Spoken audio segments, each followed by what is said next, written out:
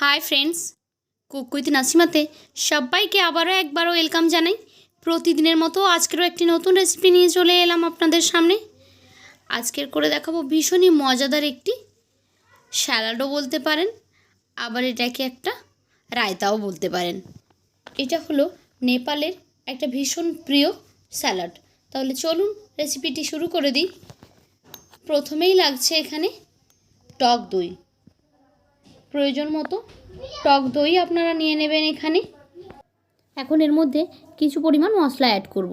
দিয়ে দিলাম এখানে আমি 1 চামচ পরিমাণ আমচুর পাউডার। সেই সঙ্গে এখানে দিয়ে দিচ্ছি 1 চামচ লঙ্কা গুঁড়ো, দিয়ে দিচ্ছি স্বাদ অনুযায়ী বিট লবণ। মূলত এই 3টে মশলাই লাগবে এখানে।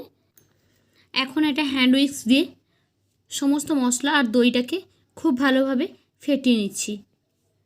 দইটার মধ্যে যেন কোনো লাম্পস না থাকে আর সব মশলাগুলো যেন খুব ভালোভাবে দইয়ের সঙ্গে মিক্স হয়ে যায়। 1 মিনিট মতো এটাকে আমি এভাবে মিক্স করে নিলাম। দইটা মিক্স করা হয়ে গেছে। এইবারে মূল উপকরণ হলো এখানে সেদ্ধ করা আলু, নিয়েছি ধনেপাতা কুচি, পেঁয়াজ কুচি, আর নিয়েছি এখানে আমি কাঁচা লঙ্কার কুচি। এখন এই সব উপকরণকে আগে থেকে যে দইটা মিক্স করে রেখেছি তার মধ্যে দিয়ে দিচ্ছি। এটা নেপালের লোকেরা ভীষণ খেতে ভালোবাসে, খুবই ফেমাস ওদের একটা সাইড ডিশ। এটার নাম হলো চুকাউনি। এখন সব কিছু দইয়ের সঙ্গে দিয়ে চামচ দিয়ে এভাবে একটু মিক্স করে নিচ্ছি। তো খুব ভালোভাবে এটাকে আমি মিক্স করে নিয়েছি দেখুন। এখন এটাকে আমি একটা সাইডে সরিয়ে রেখে দিচ্ছি। এর ওপরে একটু তড়কা লাগাতে হবে, তবেই কিন্তু এর আসল স্বাদটা বেরিয়ে আসবে।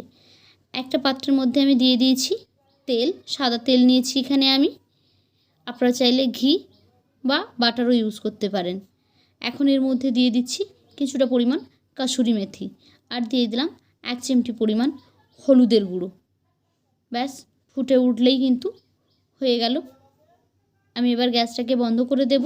চামচ দিয়ে একটু নেড়ে চেড়ে নিয়েছি।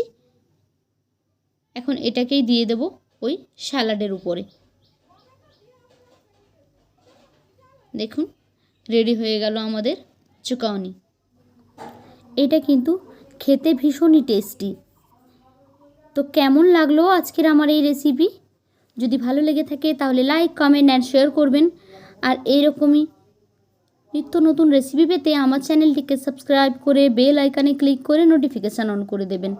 তাহলে যখনই আমি কোনো নতুন ভিডিও আপলোড করব সেই ভিডিওর নোটিফিকেশান সবার আগে পৌঁছে যাবে আপনাদের ফোনে। তো আজকের মতো এই পর্যন্ত। ফিরে আসবো আগামীকাল নতুন আরও একটি ভিডিও নিয়ে। ততক্ষণ সবাই ভালো থাকুন। টাটা।